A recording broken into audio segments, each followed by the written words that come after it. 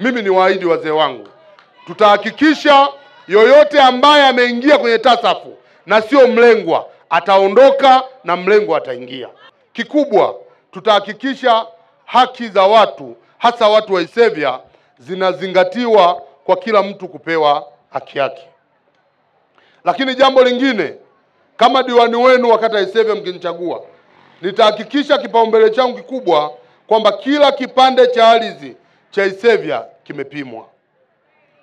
Tutafanya mikutano ya mtaa kwa mtaa kuhakikisha watu wanajiunga, wanapima ardhi zao, wanapima nyumba zao, lakini kwa sharti ya kuzingatia mipaka ya asili.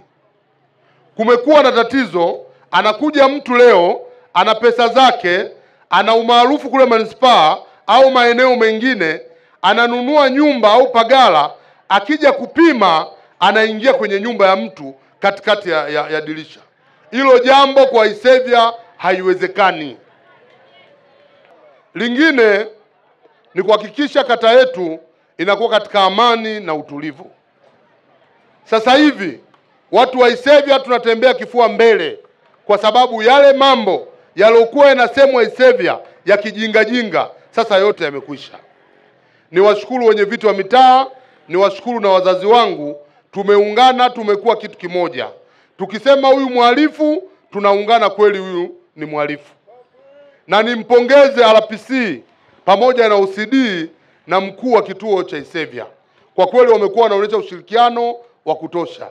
Leo hii Isevya haina teja. Niwaombe wazee wangu, tarehe 29 mnipe imani yenu na mimi nitawalipa uaminifu. Najua kuna watu wamepata mikopo na kuna wengine bado hawajapata. Inapotokea maendeleo lazima na changamoto zitokee. Haiwezekani siku moja watu wote wapate mikopo. Lakini mimi ni waahidi wale wote ambao hawajapata mikopo lakini wana sifa ya kukopesheka, pesa watapewa.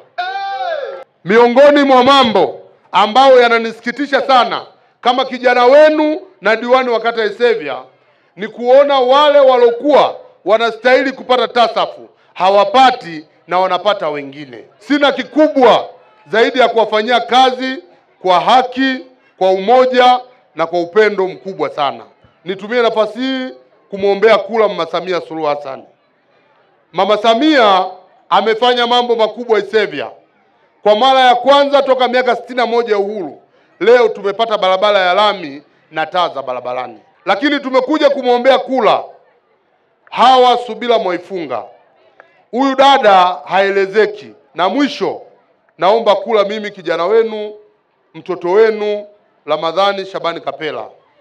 Kama na tabia nzuri nimezitoa kwenu, kama na tabia mbaya nimezitoa kwenu. Mmenizaa nyie, mmenilea nyie.